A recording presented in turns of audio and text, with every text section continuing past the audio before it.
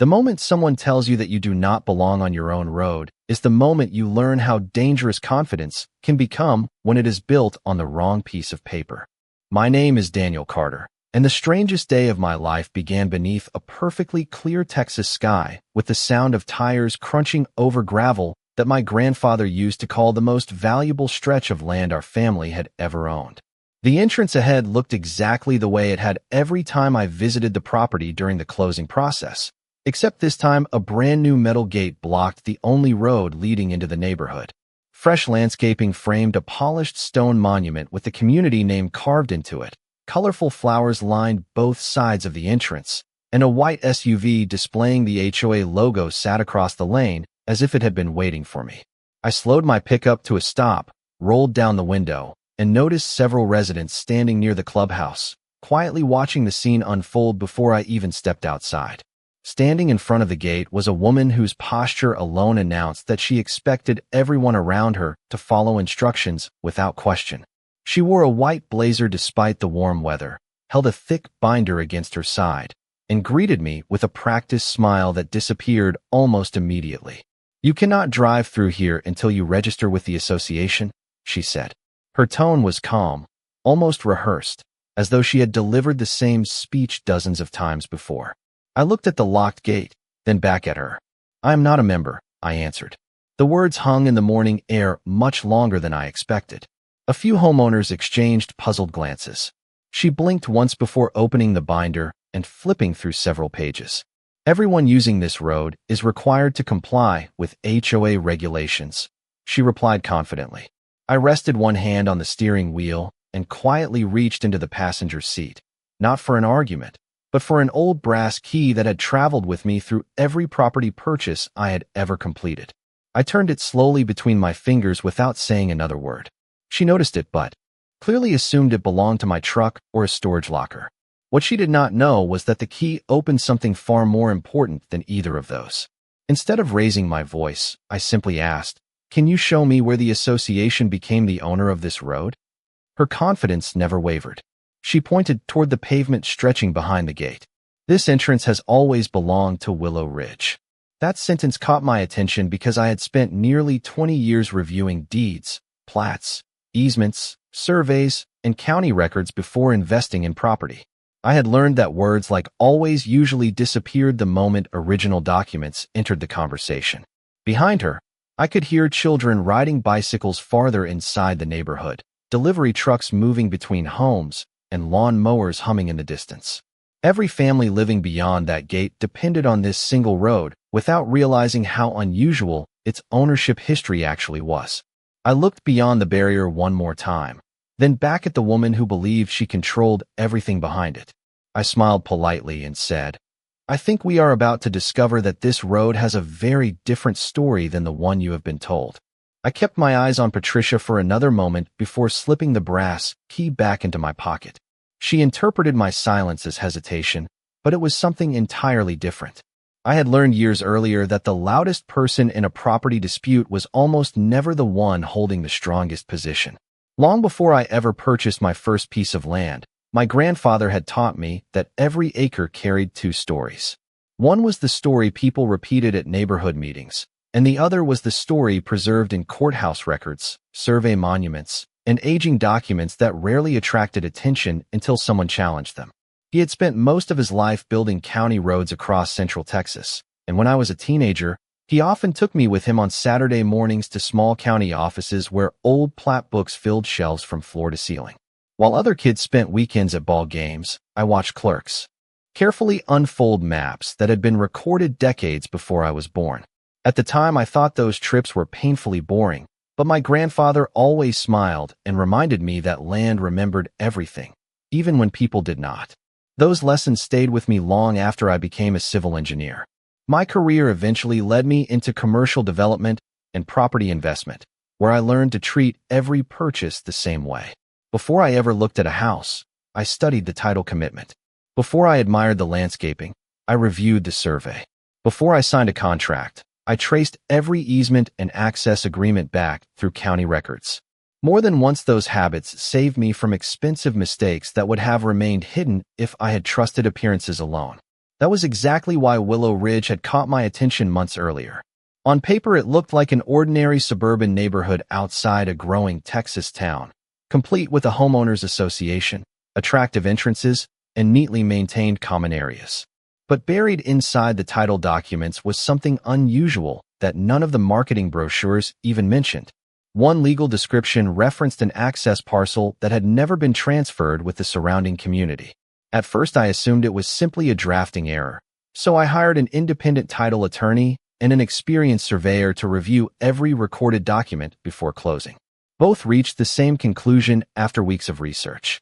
The conclusion sounded almost too strange to believe, yet every certified record supported it. I remembered sitting across from the attorney as he closed the final file and looked directly at me. He said, "Most people buy property without reading beyond the first page. You read every page. That is why you noticed something everyone else overlooked." Even then, I did not fully appreciate what he meant because I had no interest in creating problems for anyone. I simply wanted a quiet home and the confidence that everything I purchased had been properly documented. As I stood outside the locked gate facing Patricia, I realized she had probably never seen the collection of county records. That had convinced me to move forward with the purchase. She believed she understood the entrance because she saw it every day. I understood it because I had followed its legal history back through decades of recorded ownership, and those two perspectives were about to collide. I could see the confidence returning to Patricia's face as more residents drifted toward the entrance, drawn by the unusual sight of someone being stopped at the neighborhood gate. She closed her binder with a firm snap and folded her arms as though the discussion had already been settled. "If you are purchasing property here," she said, "you will need to complete the association paperwork before you can continue." I shook my head politely. I already completed every document that mattered before closing. She interpreted that as agreement and reached into a folder inside the binder, producing several neatly organized forms. "These are our governing documents, community rules, and annual assessment information." She extended them toward me, but I made no effort to take them. "I appreciate the offer," I replied, "but I am still not a member." Her expression hardened just enough for everyone standing nearby to notice. The homeowners watching from the sidewalk exchanged quiet whispers, each trying to understand why someone who had just bought property would refuse something they all considered automatic. Patricia looked around at her audience before answering loudly enough for everyone to hear. "Everyone who uses this entrance follows the same rules." I glanced down the length of the road stretching beyond the gate. Delivery trucks rolled through earlier that morning. Landscaping trailers had entered without hesitation. School buses would arrive in another hour. Every vehicle moving through that entrance depended on a strip of pavement that most people assumed belonged to the association simply because the community sign stood beside it. Assumptions had a way of becoming accepted facts after enough years passed without anyone asking questions. Patricia stepped closer to the gate control panel and rested her hand beside the keypad. "Without association approval," she continued, "this gate stays closed." I noticed that she carefully chose the phrase association approval instead of legal ownership. It was a small difference, but years of reading contracts had taught me that small differences often carried the greatest meaning. I remained calm because there was no benefit in arguing over something that could eventually be answered by recorded documents instead of opinions. She asked for my closing paperwork, proof of registration, and community account number. I simply replied that I had none of those because none had been required for the property I purchased. That answer only deepened her certainty that I was mistaken. She opened her binder again and pointed to a color map showing neighborhood streets shaded in bright blue. "Every road inside this community is maintained through association dues," she explained. I looked carefully at the map without touching it. It was attractive, professionally printed, and easy to understand, but I immediately noticed what was missing. Parcel numbers had been removed. Survey references were absent. Recorded boundary descriptions did not appear anywhere on the page. It was designed to help residents navigate the neighborhood, not to establish ownership. Patricia held the map with complete confidence because she believed it answered every question. I recognized it as only one small piece of a much larger history. The old brass key rested quietly inside my pocket while another object remained inside my truck, waiting for the moment it would finally matter. Behind the passenger seat sat a worn leather document case that had traveled from one courthouse to another for decades before it ever belonged to me. Most people would have ignored it because it looked older than anything useful should look. I knew better, and before the morning was over, everyone standing at that gate would understand why. I could feel the mood at the entrance changing as more vehicles slowed down instead of driving past. People walking their dogs stopped along the sidewalk. A landscaping crew paused their equipment long enough to see what was happening. Even the mail carrier glanced toward the gate before continuing down another street. Patricia seemed to welcome the growing audience because she believed the rules were entirely on her side. She looked directly at me and said, "If you continue refusing to cooperate, I will have no choice but to contact the sheriff's office so they can explain the situation to you." Her voice remained controlled, but there was unmistakable confidence behind every word. I nodded once. "That is your decision," I replied. She seemed almost surprised that I did not object. Instead of arguing, I stepped back toward my truck and leaned against the driver's door while the morning breeze carried the scent of fresh-cut grass through the entrance. Patricia pulled out her phone, made a brief call, and quietly explained that someone was refusing to comply with association access requirements. Several homeowners gathered closer, convinced they were about to watch an unpleasant confrontation. I simply waited. Years of working with engineers, surveyors, county officials, and title attorneys had taught me that patience often accomplished more than urgency. About 20 minutes later, a marked sheriff's office vehicle rolled into the entrance. The deputy stepped out with an easy, professional manner that immediately lowered the tension. He greeted Patricia first, listened carefully as she explained that I was attempting to enter the community without registering with the association, then turned toward me with the same calm expression. "Good morning, sir," he said. "Can you tell me what is going on from your perspective?" I introduced myself, handed him my driver's license, and explained that I had recently purchased property connected to this entrance, but was not a member of the homeowners association. I deliberately avoided making legal conclusions or accusations. The deputy listened without interrupting, then looked back at Patricia. She opened her binder and confidently presented community maps, governing documents, and several printed policies regarding gate access. He reviewed the pages politely before asking a simple question that immediately changed the direction of the conversation. "Do either of you have documents showing ownership or legal authority over the road itself?" Patricia hesitated for the first time that morning. She flipped through several sections of her binder before admitting that the association managed the entrance according to community records. Then the deputy looked at me. "Do you have anything that relates to the property?" I smiled slightly because I had been expecting that question from the moment I arrived. "Yes," I answered.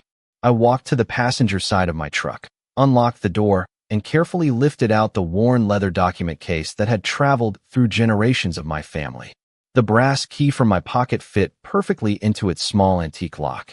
The leather was darkened with age, the edges softened from decades of careful handling, and every homeowner standing nearby suddenly became quiet as I carried it toward the deputy.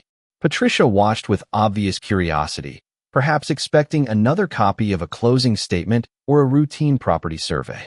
Instead, I placed the document case gently across the tailgate of my truck and slowly released the old brass clasp. Inside rested several archival sleeves containing records that had been preserved far longer than the homeowners association itself. The deputy looked at the organized collection, then back at me before saying, "Let us take a careful look at what you have here." I carefully removed the first archival sleeve from the leather case and placed it on the tailgate with both hands. Even before anyone read a single word, the difference between these papers and ordinary closing documents was obvious. The thick cream-colored pages carried raised county recording seals, handwritten notations from decades earlier, and signatures preserved so clearly that they looked as though they had been placed there only yesterday. The deputy leaned closer without touching anything, waiting for me to explain what he was seeing. Patricia remained silent for the first time since I had arrived. Her binder was still open beside her, but no one was looking at it anymore. Every pair of eyes had shifted toward the collection of documents resting on the back of my truck. I pointed to the first page. "This is the recorded warranty deed from the original." "Transfer," I said calmly. "The legal description references the parcel that includes the entrance roadway." The deputy slowly followed the highlighted legal description with his finger before comparing the recording information printed at the top of the page. I then placed a second document beside it, an official survey prepared years before the neighborhood itself existed. Unlike the colorful community map Patricia had shown earlier, this survey contained bearings, distances, parcel numbers, monument references, and recorded filing information. Every line served a legal purpose. The deputy studied the drawing carefully while occasionally glancing toward the pavement only a few yards away. Several homeowners stepped closer, careful not to interrupt. I could hear someone quietly asking another resident what a parcel number meant, while another whispered that they had never seen documents like these before. I continued removing records one at a time instead of overwhelming everyone at once. Next came the title commitment that my attorney had reviewed before closing. Attached behind it was the title opinion confirming the recorded chain of ownership. I explained that none of these papers proved anything by themselves unless they matched county records, which was exactly why every recording reference had been preserved. The deputy nodded in agreement. "These are certainly more detailed than what I usually see," he said. Patricia finally spoke again. "Our association has managed this entrance for years," she insisted. "Maintenance has always been handled by us." I looked at her respectfully before answering. Maintenance and ownership are not always the same thing. The statement lingered in the air. Several residents exchanged thoughtful looks, as though they had never considered that possibility before. I reached into the case once more and removed the document my attorney had spent the most time discussing before the purchase. It was an access agreement recorded decades earlier, complete with county book and page references connecting every previous document together. I placed it beside the survey without saying another word. The deputy carefully compared the recording numbers across all 4 documents before looking back at me. "Everything appears organized," he said. "The next step is verifying these records with the county before anyone reaches conclusions." I smiled because that was exactly what I had hoped he would say from the beginning. I had never expected anyone to simply accept my word, just as I had never accepted assumptions before purchasing the property. The truth had always been waiting inside county records, and now the process of confirming it had finally begun. The deputy stepped a few feet away from the gathering with a small notebook in one hand and the recording information from my documents in the other. He contacted the county records office using the non-emergency line and calmly read each recording number exactly as it appeared on the certified pages. No one spoke while we waited. Even the usual neighborhood sound seemed quieter than before. A light breeze moved through the oak trees lining the entrance, and the freshly planted flowers beside the monument sign swayed gently in the morning sun. Patricia remained beside her binder, watching every expression on the deputy's face as though she could predict the outcome before the conversation ended. I stood beside the tailgate with the leather document case still open, resisting the temptation to explain anything further. The documents had already said everything I needed them to say. After several minutes, the deputy thanked the county clerk, ended the call, and looked back down at the warranty deed before comparing one final recording reference. He turned toward both of us with the measured professionalism that had impressed me from the beginning. "The county has confirmed that these recording numbers match the official records," he said. "The documents appear to be authentic and consistent with what is currently recorded." Patricia immediately responded, "But our association has controlled this entrance for years." The deputy nodded respectfully. "I understand that," he replied. "But management responsibilities and legal ownership are separate questions. I am not making a legal determination today. I am simply confirming that these documents appear consistent with county records." Those words changed the atmosphere more than any dramatic speech ever could. The residents standing nearby began looking at one another instead of at me. Several quietly admitted they had always assumed the association owned the entrance because it maintained the landscaping and gate. One homeowner asked whether that assumption had ever been verified. No one answered. I reached into the document case once more and removed a certified copy of the recorded plat that my surveyor had highlighted during the purchase process. I spread it carefully across the tailgate and pointed toward the legal boundary markings surrounding the entrance road. The deputy studied the map before asking whether the original survey monument still existed. "It should," I answered. The surveyor believed it was placed near the old live oak just beyond the stone monument. We walked only a short distance together. The deputy looked where I indicated, and after brushing away loose leaves and years of accumulated soil with the toe of his boot, a small metal survey monument became visible exactly where the recorded plat indicated it should be. He did not draw conclusions from it, but he smiled slightly as he compared the location with the survey. It certainly matches the reference shown here, he observed. Patricia stared at the marker without saying a word. For the first time that morning, I could see uncertainty replacing certainty in her expression. She was not angry. She simply looked surprised that something so important had remained unnoticed for so many years. My grandfather had once told me that the truth about land rarely disappeared. It simply waited patiently beneath newer assumptions until someone took the time to read the records and find the original markers. Standing beside that old survey monument, I realized I was watching his lesson come to life in front of an entire neighborhood. The deputy thanked everyone for remaining cooperative and explained that the matter had clearly moved beyond a simple disagreement at the neighborhood entrance. He reminded the residents that questions involving recorded property rights were ultimately resolved through the appropriate legal process and verified public records, not assumptions or informal practices. Before returning to his vehicle, he looked at Patricia and then at me. Based on what I have seen today, he said, these documents appear consistent with the county records that were verified. I encourage everyone involved to have legal counsel review the complete chain of title before making any further decisions. That statement carried far more weight than any argument either of us could have made. The deputy was not declaring a winner. He was acknowledging that the official records deserved careful attention. As his patrol vehicle slowly drove away, the entrance became unusually quiet. The residents who had gathered throughout the morning remained standing near the gate, but the conversations had changed completely. Instead of asking why I refused to join the association, they began asking when the road had originally been built, who had developed the property decades ago, and why none of them had ever heard about a separate access parcel. Patricia closed her binder without saying anything. For the first time since I had met her, she appeared less interested in defending a position than in understanding how such an important detail could have remained unnoticed for so many years. One older homeowner stepped forward and introduced himself. He explained that he had lived in Willow Ridge for nearly 15 years and had always believed the entrance belonged to the association because every annual budget included maintenance expenses for the landscaping, lighting, and gate system. I nodded and answered honestly. Maintaining improvements does not necessarily establish ownership of the land beneath them. Those are separate questions, and sometimes they remain separate for decades. Several people quietly reflected on that idea. Another resident asked whether I intended to close the road or prevent neighbors from using it now that everyone understood the situation differently.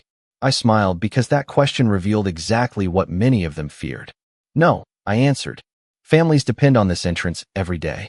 School buses, emergency services, delivery drivers, visitors, and homeowners all rely on it. My goal has never been to create problems. My goal has always been to make sure the public records are understood correctly. A visible sense of relief spread through the small crowd. Patricia finally looked at me and spoke in a much calmer voice than before. If these documents are correct, then our board needs to review everything with our attorney. I appreciated that response because it focused on facts rather than emotions. I think that would be a responsible next step, I replied. Before leaving, I carefully returned each certified document to its protective archival sleeve.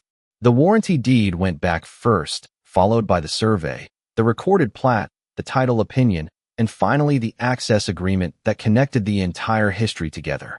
I closed the weathered leather case, turned the old brass key until the lock clicked into place, and slipped the key back into my pocket. Watching that familiar motion reminded me of my grandfather once again. He had always believed that valuable documents deserve patience, respect, and careful preservation because someday they might answer questions no one even knew to ask. As I climbed back into my truck, I realized the discussion at the entrance had ended, but the neighborhood had only begun discovering the true history hidden beneath the road they had driven across every single day. Over the next several weeks, the conversation that began at the neighborhood entrance slowly expanded into something much larger than anyone had expected. The Homeowners Association retained legal counsel, an independent title attorney reviewed the recorded chain of title, and a licensed surveyor was asked to compare every historical document against the current county records. I received several courteous requests for copies of the certified documents I had presented that morning, and I gladly provided them because my goal had never been to surprise anyone. I wanted everyone to work from the same verified information. During that time, I continued living my normal routine. I drove through the entrance each morning, greeted neighbors with a smile, and watched children ride bicycles along the sidewalks, just as they always had. Nothing about daily life needed to change while professionals completed their review. One Thursday evening, the association announced an open board meeting at the clubhouse and invited every homeowner to attend. Nearly every chair in the room was filled before the meeting even started. Folding tables covered with large survey maps, recorded plats, certified deeds, and county printouts replaced the refreshments that usually occupied the front of the room. Patricia stood beside the board members with a noticeably different expression than the one I had seen at the gate several weeks earlier. She appeared thoughtful rather than defensive. After welcoming everyone, she introduced the association attorney, who thanked the residents for their patience before carefully explaining the results of the document review. He confirmed that the historical records presented by the county established a separate ownership history for the entrance roadway that had remained unchanged through multiple property transfers. He also explained that while the association had legitimately maintained the landscaping, gate equipment, lighting, and surrounding improvements for many years, those maintenance responsibilities did not automatically transfer legal ownership of the underlying parcel. Several residents quietly nodded as they followed the enlarged survey displayed on a projection screen. The attorney pointed to recorded parcel boundaries, easement references, and filing numbers that matched the certified documents I had shared weeks earlier. Patricia then addressed the room herself. She admitted that every board she had served on relied primarily upon internal community maps, annual maintenance records, and long-standing assumptions rather than tracing every historical property record back through the county archives. She looked toward me and said, "I believed we understood the entrance because we had cared for it for so many years. I now understand that management and ownership are different legal questions." Her willingness to acknowledge that distinction changed the tone of the meeting immediately. Instead of assigning blame, the discussion focused on updating records, improving future procedures, and making sure every future board understood the complete history of the property. Several homeowners thanked the attorney for presenting the information in plain language, while others admitted they had never realized how much detail existed behind something as ordinary as a neighborhood road. Before the meeting concluded, the board voted to begin updating its internal documents so they accurately reflected the verified county records and to coordinate future maintenance responsibilities through appropriate agreements, if necessary. As everyone slowly gathered their belongings and left the clubhouse, Patricia walked over to shake my hand. "Thank you for bringing the original records instead of simply arguing with us," she said quietly. I smiled and answered with the lesson my grandfather had repeated throughout my childhood. Documents have a way of solving disagreements when people are willing to read every page. Nearly a year passed before I truly appreciated how much that morning at the entrance had changed. The neighborhood looked almost exactly the same as it always had. Children still rode their bicycles along the sidewalks after school, neighbors still waved while collecting their mail, and delivery trucks continued rolling through the entrance without giving the road beneath their tires a second thought. The landscaping remained beautifully maintained. The gate operated smoothly, and the association continued caring for the community spaces that everyone enjoyed. From the outside, it appeared as though nothing remarkable had ever happened. The real changes had taken place where most people never looked. The association had updated its internal records to accurately reflect the verified county documents. Future board members received copies of the historical property information during transitions, and maintenance agreements were revised so responsibilities matched the legal records instead of long-standing assumptions. Those adjustments were quiet, practical, and surprisingly effective. One Saturday morning, I drove slowly through the entrance just after sunrise. The first rays of light reflected across the pavement as birds gathered in the large oak trees surrounding the stone monument. I stopped my truck for a moment and looked down the length of the road that had sparked so many conversations months earlier. It looked like nothing more than an ordinary neighborhood entrance, yet I knew how many decades of history rested beneath that smooth layer of asphalt.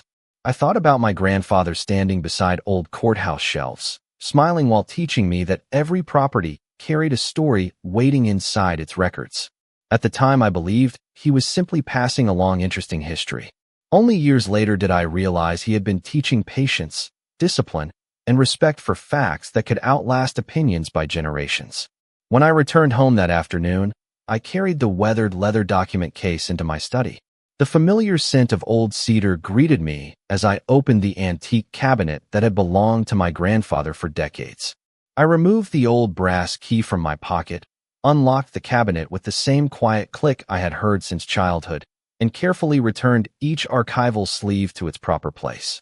The warranty deed rested beside the recorded plat. The survey returned to its protective folder. The title opinion and access agreement followed exactly where they had always been stored. Finally, I closed the leather case, placed it gently on the shelf, and locked the cabinet once again. The brass key felt reassuringly familiar in my hand before I slipped it back into my pocket. It had never represented power. It represented responsibility. Looking back, I realized the most important moment had not been when the county records confirmed what the documents showed or when the board updated its procedures. The most important moment had been choosing patience instead of pride. I could have argued louder, demanded immediate answers, or treated the disagreement like a personal victory. Instead, I trusted the process that my grandfather had respected throughout his life. Facts did not need dramatic speeches. They only needed careful attention and the willingness to verify them. Every time I drive through that entrance. Now, I remember how easily assumptions can become accepted truths when no one takes the time to read the original records. I also remember something my grandfather once told me while locking this very cabinet many years ago.